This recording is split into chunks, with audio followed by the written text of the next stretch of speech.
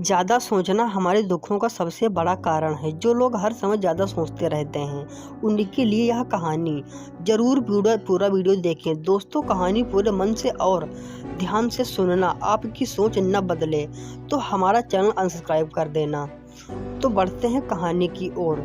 सच्ची और अच्छी बातें। एक बार चीन के एक हिस्से में बहुत बड़ा मठ था जहाँ लगभग 5000 भिक्षु रहते थे।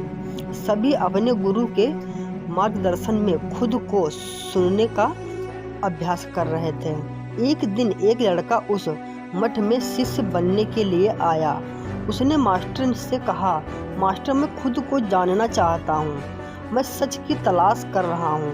मैं पता लगाना चाहता हूँ कि सच क्या है। मास्टर ने उसकी ओर देखा और कहा कि अगर तुम सच जानना चाहते हो तो तुम्हें अपना पूरा जीवन दांव पर लगाना होगा। सच को जानने में तुम्हारा पूरा जीवन लग सकता है, फिर भी इस बात की कोई गारंटी नहीं कि तुम्हें इस जीवन काल में सच का पता लगेगा। यह नहीं, क्या तुम अपने जीवन को दांव पर लगाने के लिए तैयार हो? शिष्य ने कहा, मास्टर, मैं यहाँ पीछे मुड़ने के लिए नहीं आया हूँ, मैं इसके लिए तैयार हूँ। गुरु ने कहा, अगर ऐसा है तुम एक काम करो, इस मठ में 500 भिक्षु हैं, तुम के लिए चावल कूटने का काम करो। बस सुबह से शाम तक चावल कूटने का ही काम करो, और जब तुम थक जाओ तो सोने चले जाना। फिर अगली सुबह उठकर चावल को कूटना शुरू कर देना। इसके अलावा कुछ और मत सोचना। बस इस रास्ते पर चलते रहना और दोबारा मेरे पास मत आना। जरूरत पड़ने पर मैं खुद तुम्हारे पास आऊँगा। उस लड़के ने गुरु के आदेश का पालन करते हुए चावल कूटना शुरू कर दिया। उस मठ में 500 भिक्षु थे।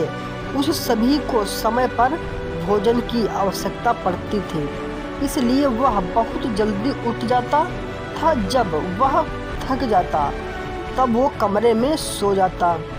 जहाँ वो चावल कूटता था वो किसी से बात नहीं करता था और ना ही कोई उससे बात करता था, और ना कोई किसी से बात कर सकता था, और ना ही कोई उससे बात करने के लिए पास जाता था।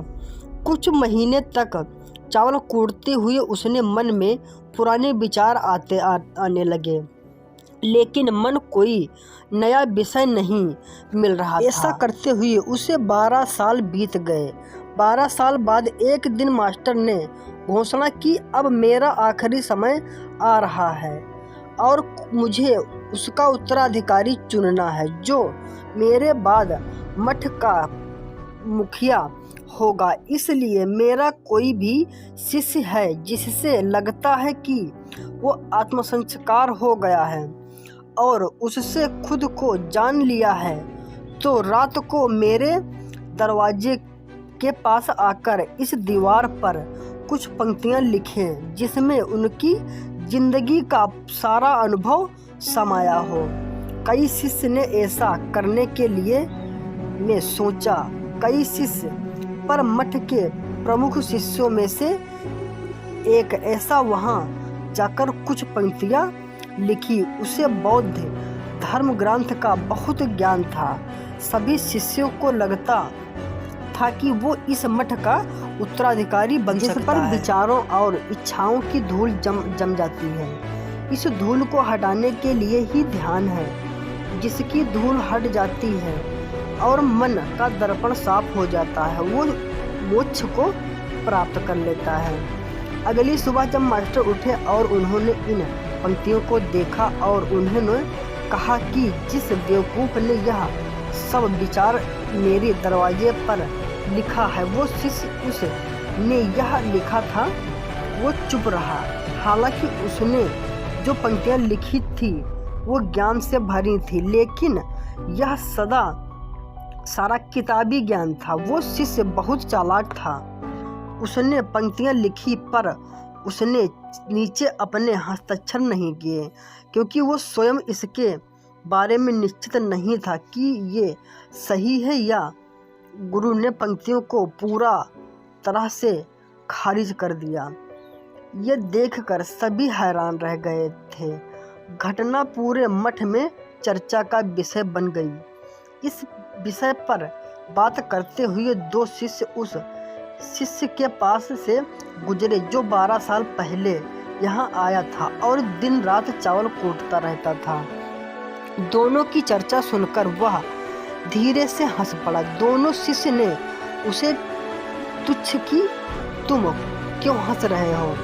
दोनों शिष्यों ने उसे पूछा, तुम क्यों हंस रहे हो? शिष्य की नज़र में यह सवाल चावल कूटने वाला तुच्छ ही बिच्छू था। किसी ने उसे न तो कभी ध्यान करते हुए देखा, न ही कभी शास्त्र पढ़ते हुए। हर कोई उसे मूर्ख समझता था जो बस चावल को ही जानता था। उस मठ में बहुत बड़े बड़े विद्वान थे, लेकिन उस चावल कूटने वाले को किसी से कोई मतलब नहीं था। इसलिए वह दोनों शिष्य उसे मुस्कुराता हुआ देखकर चकित रह गए। उन्होंने फिर उससे पूछा कि तुम क्या हंस रहे हो? उसने जवाब दिया, मैं इसलिए हंस रहा हूँ, मास्टर सही बोल रहे हैं।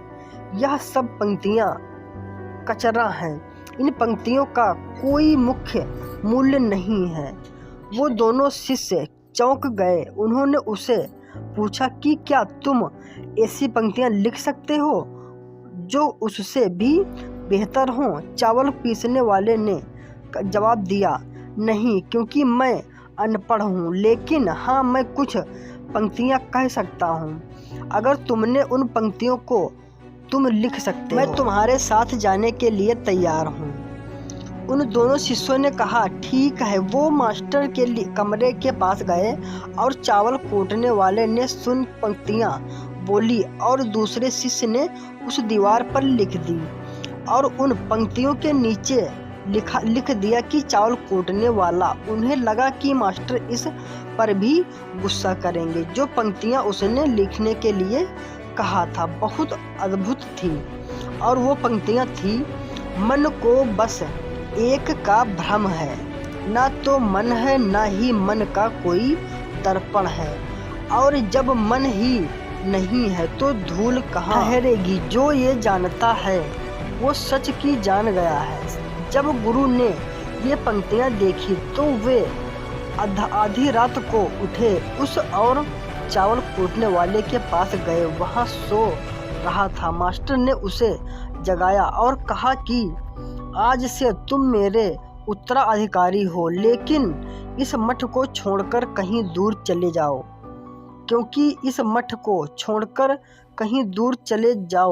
क्योंकि इससे बहुत सारे विद्वान हैं जो खुद को तुमसे ज़्यादा श्रेष्ठ मानते हैं और वो तुम्हें मार देंगे, जो इस बात को बर्दाश्त नहीं कर सकते कि एक साधारण सा चावल कूटने वाला उससे ज़्यादा विद्वान निकला।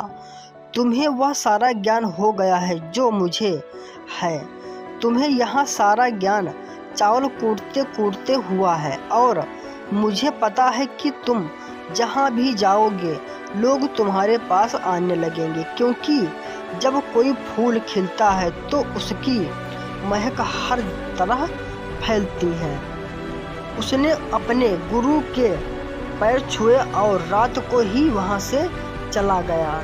अगर हम अपनी जिंदगी में देखें तो पाएंगे बहुत से लोग सोचते हैं कि ध्यान केवल एक ही जगह बैठकर आंखें बंद करके ही किया जा सकता है, लेकिन हकीकत में ऐसा नहीं है। ध्यान तो चलते चलते भी किया जा सकता है। अपना कुछ काम करते हुए भी ध्यान किया जा सकता है। असल में ध्यान का मतलब यह है कि आप जो भी काम कर रहे हैं उसे अपनी सिद्धति से कर रहे हैं कि आपको आपके सारा शरीर का ख्याल। उस चावल पीसने वाले की तरह चावल कूटने से इतना मगर हो गया कि उसने चावल कूदते हुए आत्मसंस्कार प्राप्त कर लिया। हर समय वर्तमान में रहना और कुछ नहीं सोचना। मन तब तक ही है जब तक विचार है। जब विचार ही नहीं रहेंगे तो मन भी गायब हो जाएगा। जब मन ही नहीं रहेगा तभी तुम अपने आप को अच्छे से जान पाओ। जिंदगी की उलझनों ने शरारतें कम कर दी और लोग समझते हैं कि हम समझदार हो गए।